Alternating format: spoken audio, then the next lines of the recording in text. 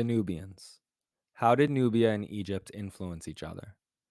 In addition to Egypt, other civilizations flourished in Africa. One of these African civilizations was Nubia, later known as Kush. Nubia was located south of Egypt along the Nile River in present day Sudan. Cattle herders were the first people to settle in this region, arriving about 2000 BC. They herded longhorn cattle on the savannas or grassy plains that stretched across Africa south of the Sahara. Later, people settled in farming villages along the Nile River. Unlike the Egyptians, the Nubians did not rely on the Nile floods to create fertile soil. Their land had fertile soil and received rainfall all year long. Nubian villagers grew crops such as beans, yams, rice, and grains. The Nubians also hunted for food. Their hunters and warriors excelled at using the bow and arrow. The rise of Kerma. Gradually, the stronger Nubian villages took over the weaker ones and formed the Kingdom of Kerma. The Nubians of Kerma grew wealthy from agriculture and the mining of gold. Their kingdom developed a close relationship with Egypt in the north.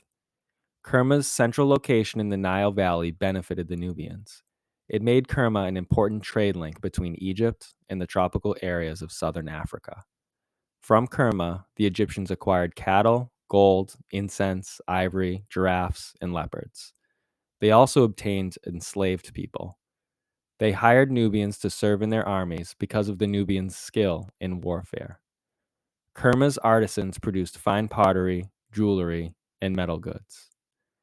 Workers built tombs for Kerma's kings, usually on a smaller scale than Egyptian tombs. Like the Egyptian pharaohs, the kings of Kerma were buried with their personal belongings, including valuable gems, gold, jewelry, and pottery. These artifacts were as magnificent as those found in Egypt's royal tombs that were built during the same time period.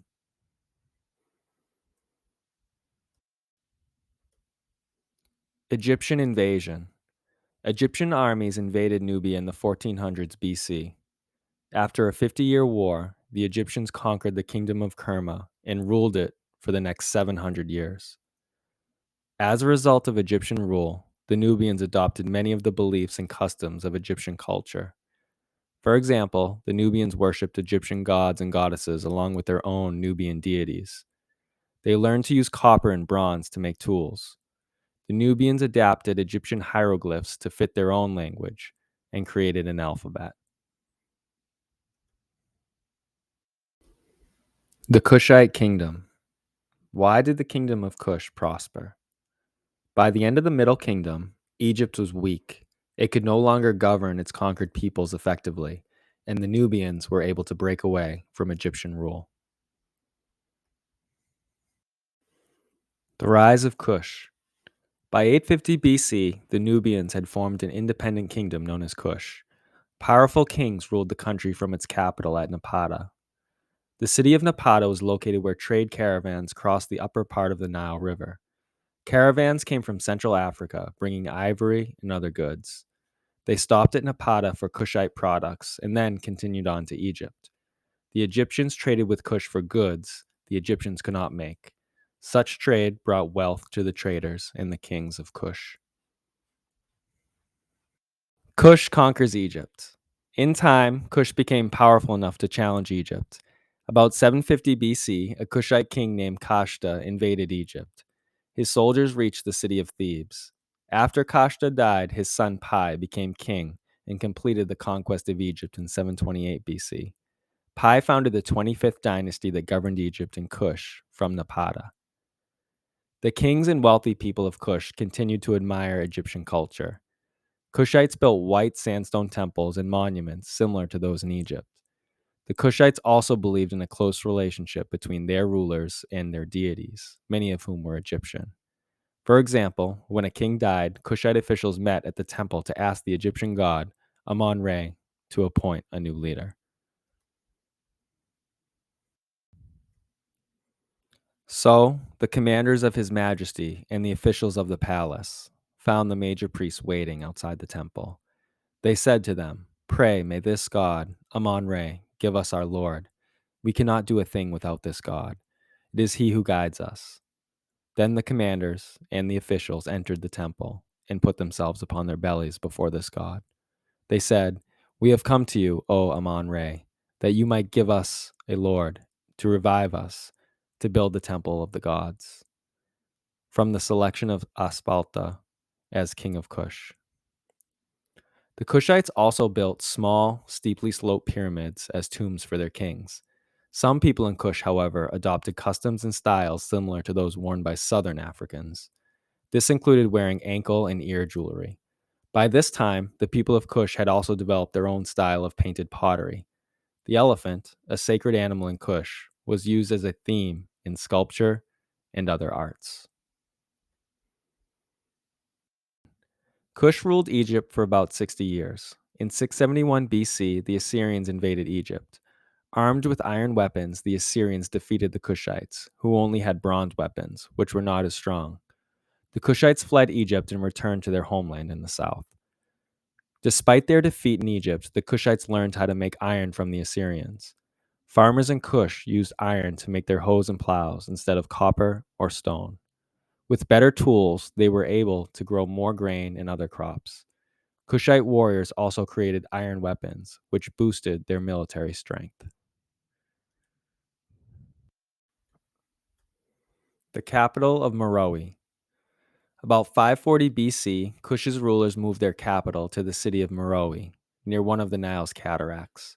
This move made them safer from Assyrian attacks. The Nile River continued to provide a means for trade and transportation for the Kushites. Large deposits of iron ore and trees were nearby and were used to fuel furnaces for making iron. As a result, Meroe became a major center for iron production, as well as a busy trading city.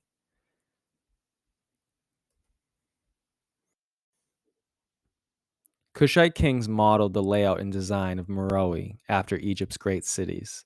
A temple dedicated to the god Amon-Ra stood at the center of a long avenue lined with sculptures of rams. The walls of palaces and houses were decorated with paintings. Small pyramids stood in the royal graveyard, modeled on the larger pyramids of Egypt. Meroe, however, was different from a typical Egyptian city because it contained iron furnaces. Huge columns of smoke poured out of the iron furnaces. Heaps of shiny black slag, or waste, from iron making lay around the furnaces. A trading center. Meroe was at the heart of a large web of trade that ran north to Egypt's border and south into Central Africa. Kush's merchants received leopard skins and valuable woods from the tropical interior of Africa. They traded these items along with their own iron products to places as far away as Arabia, India, China, and Rome. Enslaved people were also traded.